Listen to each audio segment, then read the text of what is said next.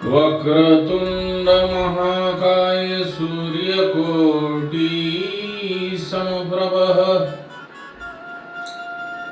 वक्रतुंड महाकाय सूर्यकोटि समप्रभः निर्विघ्नं कुरु मे देव सर्वकार्येषु सर्वदा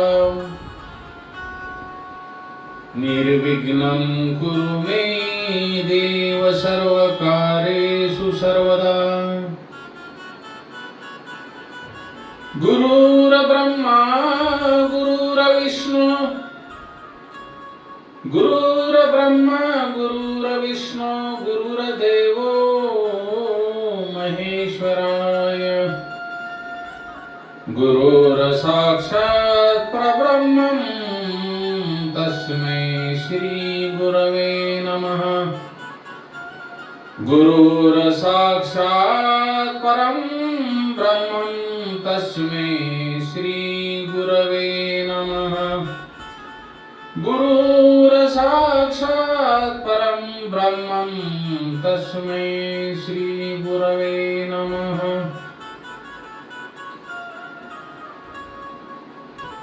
भगवंताचे रूप आणि गुण। बाबांनो, जो भगवंत आहे, या जगाचा पालक आहे,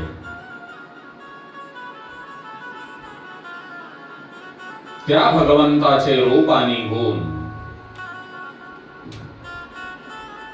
हे सुद्धा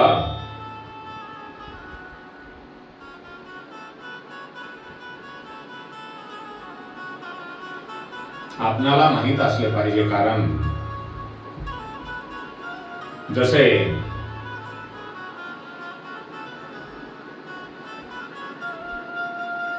मानवामध्ये गुण असतात, पण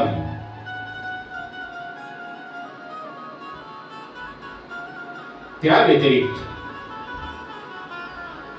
ज्या 6 गुणांनी संपन्न असे भगवंत आहे,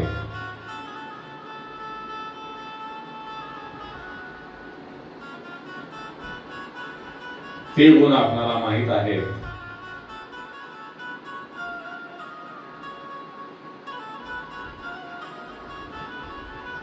त्या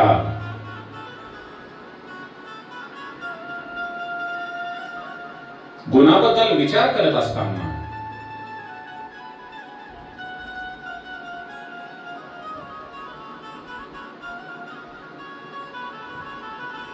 आपण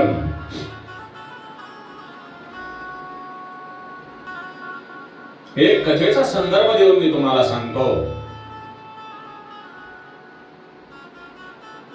एकदा भोज राजा कवी कालिदासाबरोबर वनामध्ये विहार करण्यासाठी जातात। भोज राजा तेव्हा विनोदाने कालिदासांना म्हणतो, हे कालिदास, भगवंताने आपल्याला रूप दिले, परंतु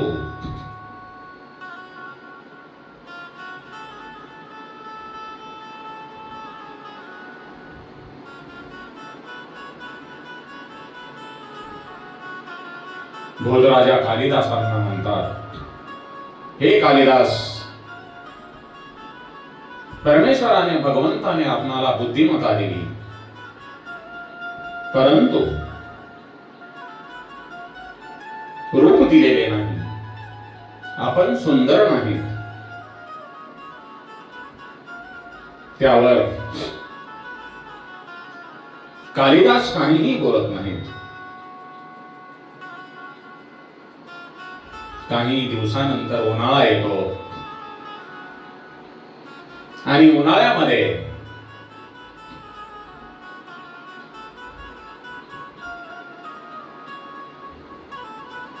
भोज राजा कालिदासाच्या घरी येतो आणि पाणी पिण्यासाठी म्हणतात।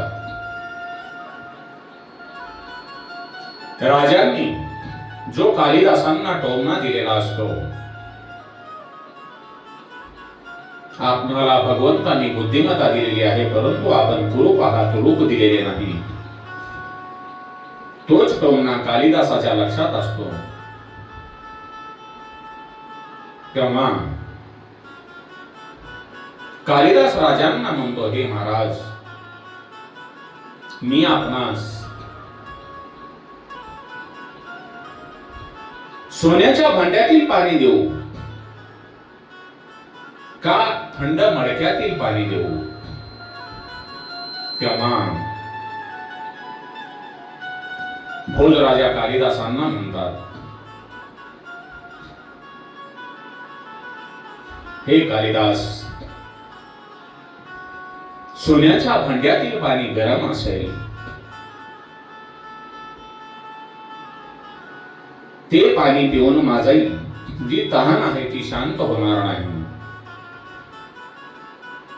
आपल्याकडे जे मातीचे मडके आहे, त्या मातीच्या मडक्यातील थंड पाणी मला द्या, त्यामुळे माझी जी तहान आहे ती शांत होईल. तेव्हा राजा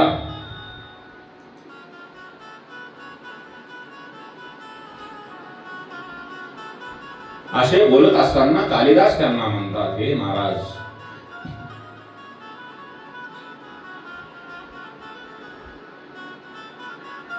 आपण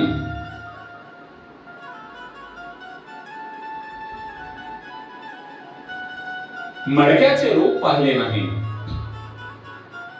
त्याचे आपण गुण पाहिले.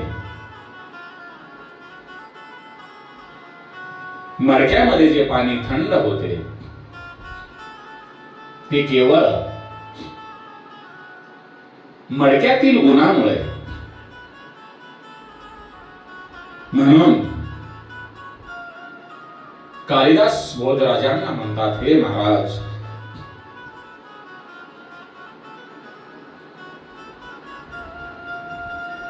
माणसाच्या रूपापेक्षा त्या माणसाच्या अंगामध्ये किती गुण चांगले आहेत यावर जास्त त्या माणसाचे सौंदर्य अवलंबून आहे.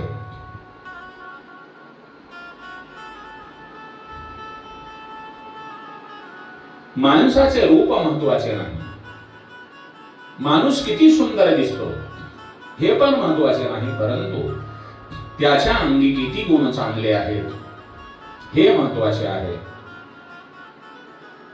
तुकाराम महाराजांनी आपल्या पुढे निवड ठेवलेली आहे. ते म्हणतात, सोनियाचा कळस माझी भरिला सुरारस, सोनियाचा कळस माझी भरिला सुरारस, काय करावे प्रमाण तुम्ही सांगा संत जन. मर्तिकेचा घट माझी अमृताचा साठ, तुका मने हित ते मज त्वरित सांगावे. किती सुंदर असं वर्णन तुकाराम महाराजांनी केलेले आहे.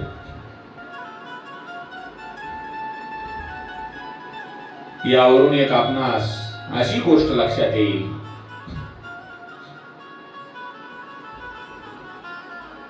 माणसामध्ये असे काही गुणधर्म आहेत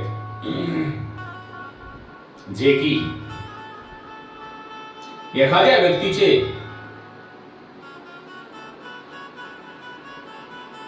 दिसणे चांगले नसेल, स्वरूप सुंदर नसेल,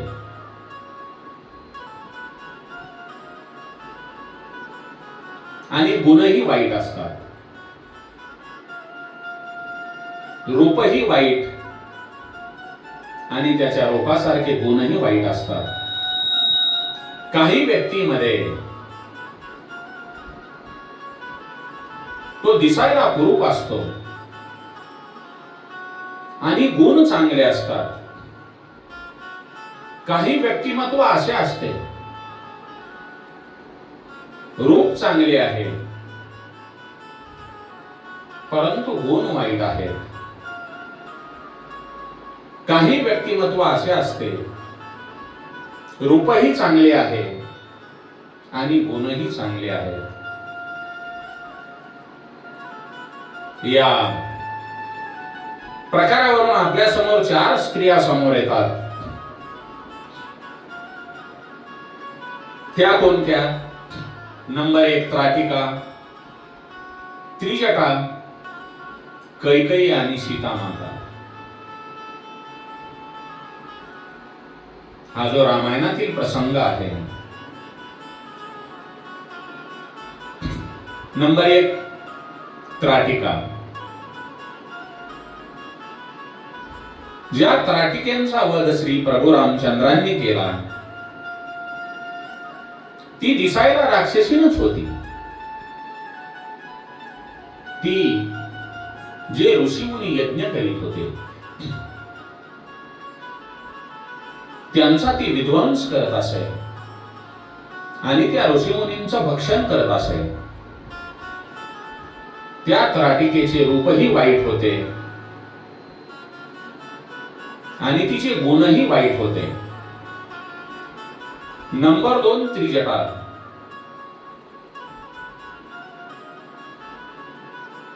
त्रिजटा ही विभीषणाची मुलगी. भगवान श्रीरामचंद्र, मर्यादा पुरुषोत्तम श्रीरामचंद्र यांचा जो परम भक्त विभीषण आहे त्या विभीषणांची मुलगी.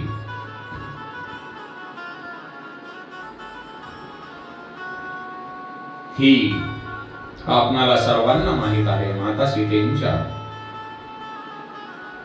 सेवेला होती आणि ती पण रामभक्त झाली. कारण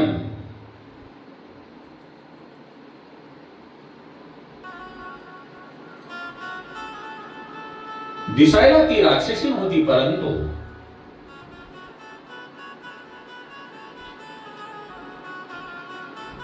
गुणाने भक्त असल्यामुळे तिचे रूप वाईट होते परंतु गुण चांगले होते.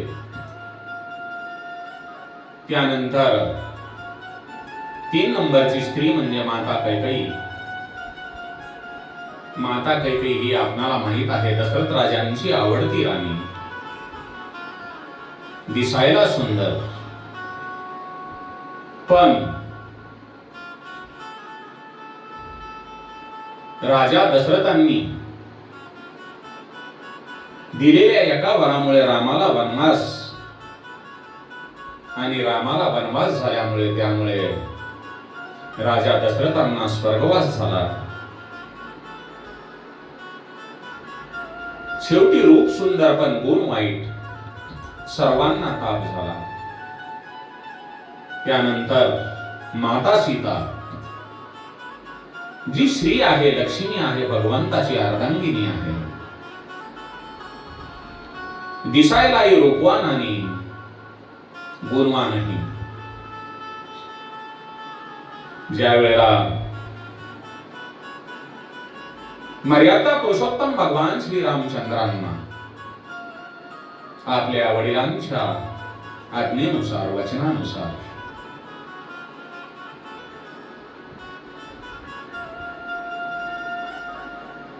चौदा वर्ष वनवासामध्ये जावे लागले होते.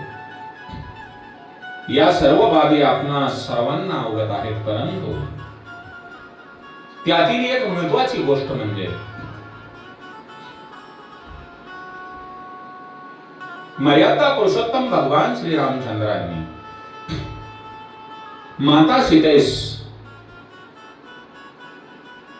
कधीही झोपलेले पाहिले नाही. मग आपण म्हणणार माता सीता झोपत नव्हती का? त्यांनी 14 वर्षाच्या वनवासामध्ये कधी झोप घेतली नाही का? 6 महिने तर माता सीतेने झोप घेतली नाही परंतु 13.5 वर्ष माता सीता कधीही झोपली नाही का? माता सीता झोपल्या होत्या, परंतु त्याचे सर्वात महत्वाचे कारण म्हणजे माता सीता या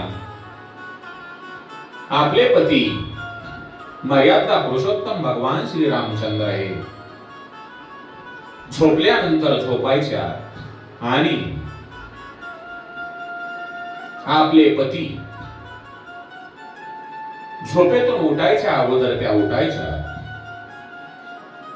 प्रभू श्री रामचंद्रांना ही गोष्ट माहित होती, परंतु माता सीतेला दिवसा विश्रांती मिळावी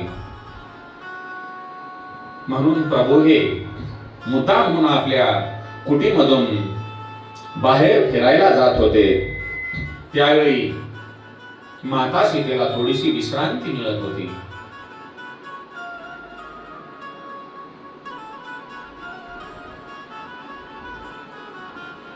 प्रभू श्री रामचंद्रांनी आपली पत्नी माता सीता यांना कधीही झोपलेले पाहिले नाही. पण या हल्लीच्या जगतामध्ये, हल्लीच्या काळामध्ये, सध्याच्या काळामध्ये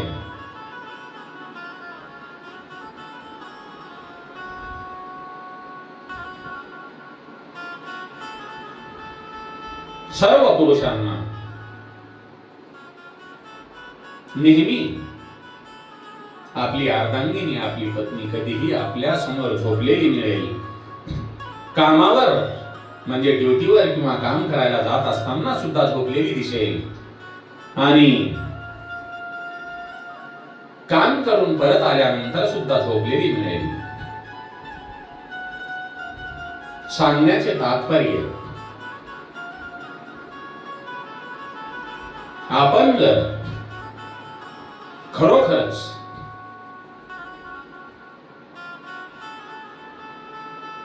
माता सीतेसारखे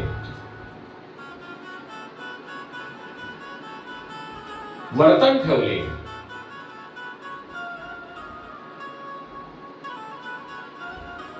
तर आपण माता सीतेसारखी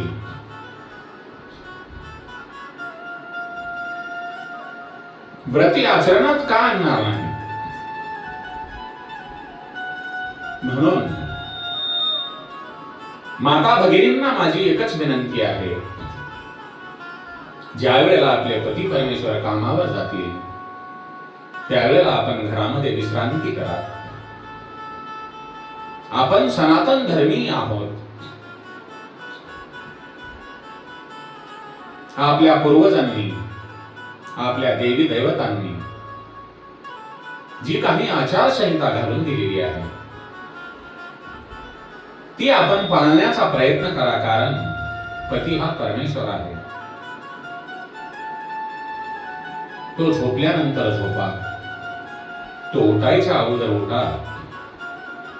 यामुळे घरामध्ये शांतता, सुख, समृद्धी आणि लक्ष्मींचा, श्रींचा, माता लक्ष्मीचा सहवास आपल्या नक्कीच घरामध्ये राहील.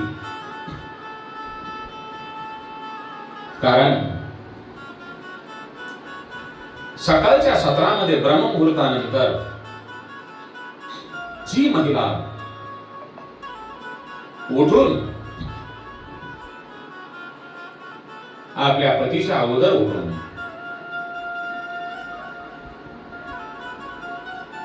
पूर्वीप्रमाणे घराच्या समोर साडा सारवण टाकते, तेथे लक्ष्मींचा, माता लक्ष्मींचा सहवास असतो.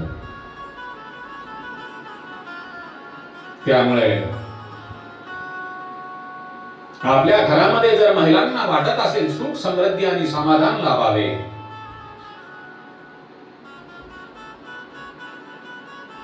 तर पतीच्या अगोदर झोपू नका. पतीच्या अगोदर झोपू नका आणि पती उठायच्या अगोदर उठा. दुपारच्या वेळामध्ये आपण विश्रांती करा.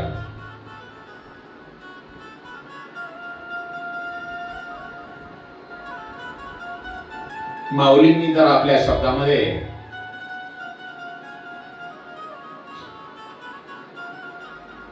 स्त्रियांची 4 लक्षणे सांगितली आहेत. जेत साहित्यानी शांती जेत साहित्यानी शांती हे रेखा दिशे बोलती जैसी लावण्य गुण कुलवती आणि पतिव्रता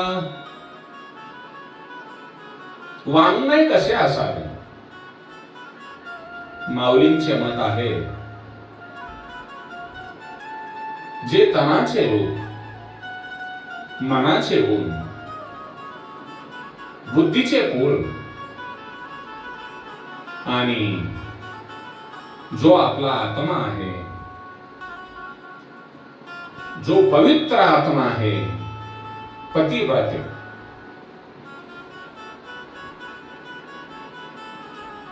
तेच स्त्रीचे कल्याण करते म्हणून मनुष्याची परीक्षा घेत असताना कधीही माणसाने माणसाच्या रूपाकडे पाहू नये तर मग काय पाहायला पाहिजे आपण त्या माणसाच्या गुणाची पारख करा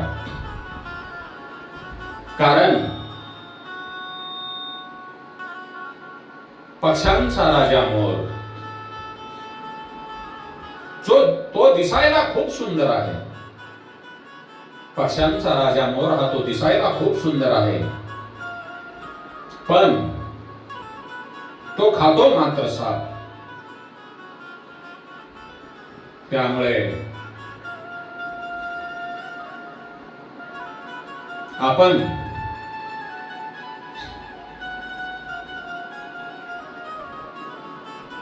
भगवंताचे जे रूप आणि गुण आहेत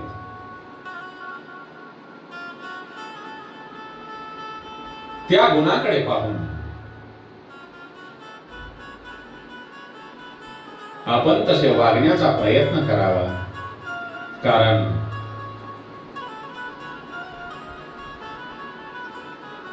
आपल्याकडे वेळ फार कमी आहे बाबांनो या हलाखीच्या जीवनामध्ये मनुष्य